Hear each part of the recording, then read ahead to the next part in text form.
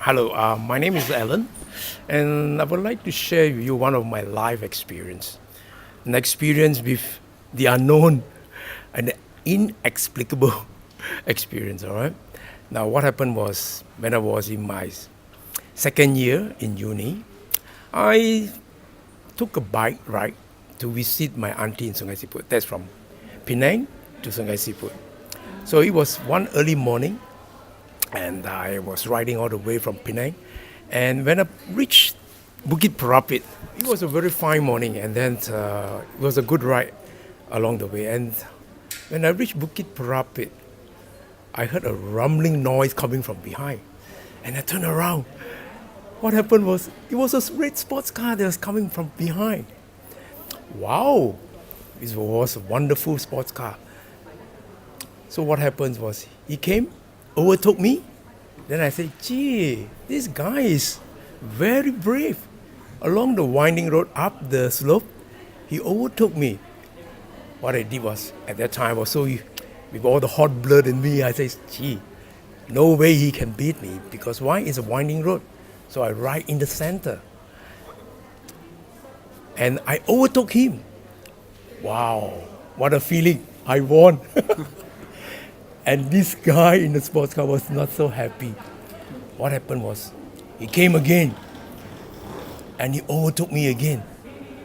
I said, gee, this is not going to happen anymore. So I raced with him.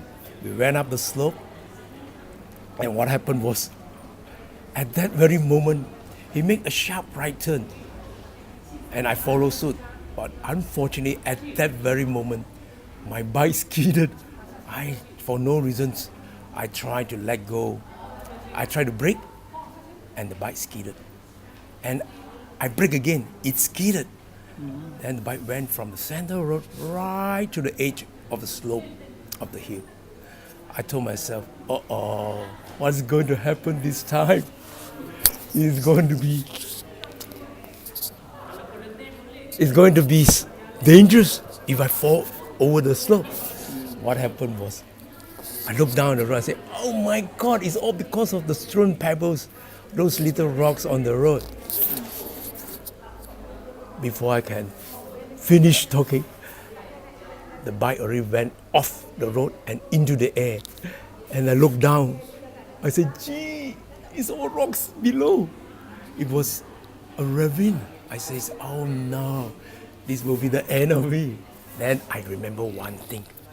You know, my grandma used to say, if you are in danger, just call out the name of Guan Yin Bodhisattva. I always tell my grandma, I say, Grandma, look, I'm a science student, Grandma.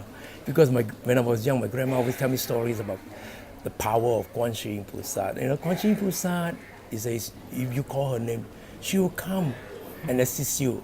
If you are in danger, she will save your life. For people who are drowning, when they call her name, what happened was, suddenly they find that they can swim. I said, geez. At that very moment, I told myself, there's nothing to lose. So I shouted and called out her name. Instantly, I felt there was somebody holding my bike.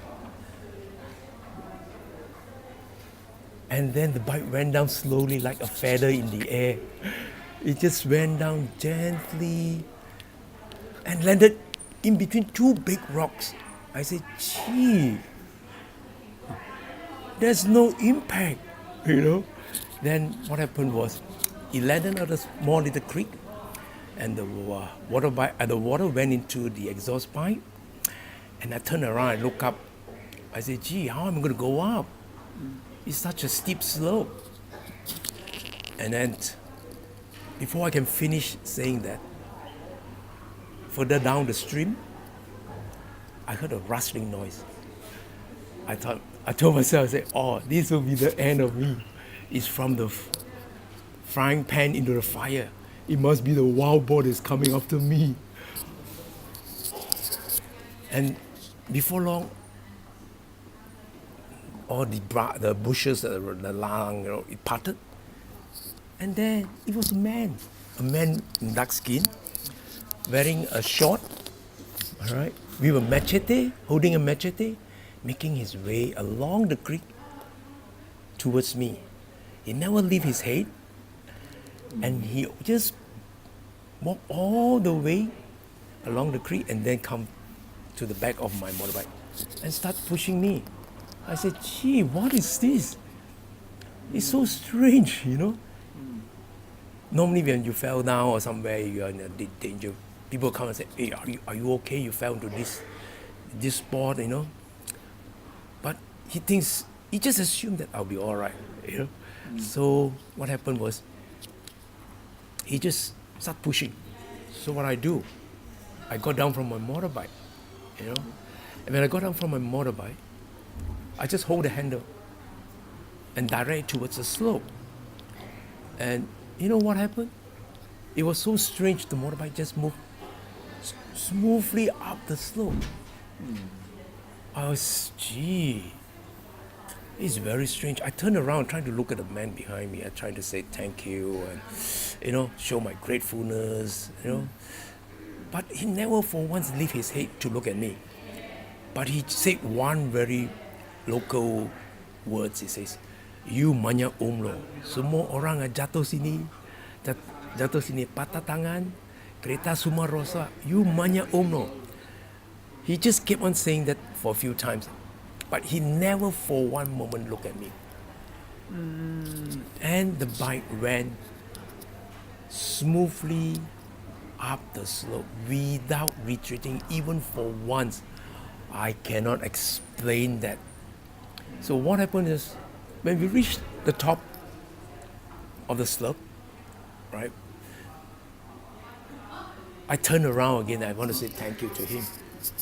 And what happened was, the man disappeared into thin air. I don't know where did he go. It's very hard for him, you know, to disappear in front of me if he runs in front of me. But if he ran down the slope again, I'm sure I can hear his footsteps. Yeah. But it just disappeared like that. And I told myself, gee, this is very, very strange. Yeah, very strange. That says, normally people will do is, they come and say, oh, you're right, can your bike start? He never do anything of that. He just disappeared just like that. So I kicked my motorbike. It didn't start for the first time. I kicked the second time, it didn't start. But the third time it started again. I said, gee, this is very strange. So when it started, so what happened is, I took my motorbike, all right, and ride all the way to Sungai Siput to see my auntie. Then when I reached my auntie, I told my auntie, I said, auntie, I said, you know, I really fell into the ravine, you know. My auntie said, really? What happened to you? I said, nothing happened to me. Then what happened to your motorbike? I said, nothing happened to my motorbike, it still can run. Really? Oh no, you must be dreaming. I said, oh dear, nobody will believe me at all. I told my auntie, no, I really did fall. I did fall into the ravine. He says, hard to believe, isn't it? I say. Then I told myself, this kind of story is very hard to believe. When after the incident, during the school holidays again, I went back to my hometown in Surabaya. I told my grandma. But this time my grandma don't seem to believe me anymore. They said, really? I told the story to my mom. My mom said, So by the gesture, I know that they don't believe the story I told them. So I said, gee, these kind of things is best keep to yourself. Otherwise, people you think that I'm out of my mind to tell story like this nature. Well, this is a life experience I share with you. But when I went back to Penang, I went to the Guan Yin thing. I did go and offer my prayers, and I spoke to Guan Yin Bodhisattva, and I say that in future, if I do own my own house, I want for sure will invite you to come into my house to take care of me. You know, at that moment I was still in my 20s, and I don't felt the gratitude. Don't know how to show the gratitude. And looking back, I told myself, I said, gee, I'm so grateful for Guan Yin Bodhisattva to have saved my life. These kind of things are incredible, and just want to share with every one of you who are looking at this video that there's such a thing called the unseen forces. Well, I think if you believe in them, if you build up a bond with them, especially Guan Yin Bodhisattva, if you call her name, I'm sure she will respond to your need. Thank you. That's my short and brief sharing of one of my life experience. Unbelievable, but it's true. Thank you.